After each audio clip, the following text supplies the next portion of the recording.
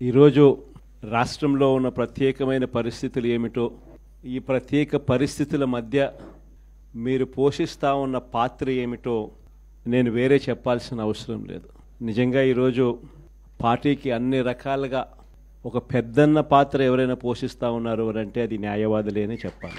అడగకపోతే అమ్మైనా అన్నం పెట్టదన్నట్టుగా, కోరకపోతే దేవుడైనా కూడా వరం ఇవ్వడం అన్నట్టుగా, పిటిషన్ వేయకపోతే, న్యాయస్థానంలో మీరు నిలబడకపోతే న్యాయం కూడా దక్కే పరిస్థితి కూడా ఉండదు.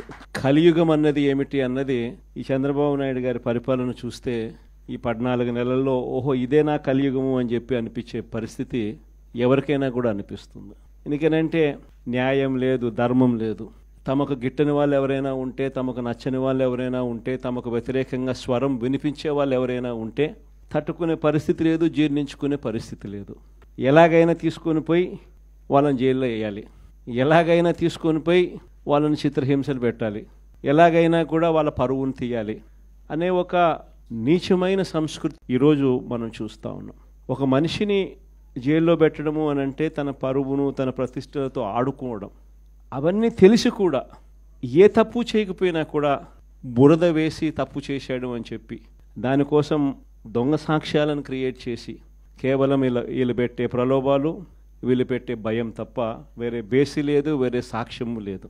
ఇలాంటి పరిస్థితుల మధ్య న్యాయం జరగడానికి కోసం బాధితుల తరపున గట్టిగా నిలబడి వాళ్ళ స్వరం వినిపించే కార్యక్రమం ఎక్కడైనా చేయాల్సిన పరిస్థితి ఏదైనా ఉంది అని అంటే అది ఇంకా మన భుజస్కంధాల మీద ఇంకా ఆ బాధ్యత ఎక్కువైంది. ప్రతిపక్షంలో ఉన్నప్పుడు వైఎస్ఆర్ పార్టీకి నిజంగా పెద్దన్నగా మీరు చేస్తూ ఉన్న పాత్ర ఎప్పటికీ కూడా పార్టీ మర్చిపోదని సందర్భంగా తెలియజేస్తాను.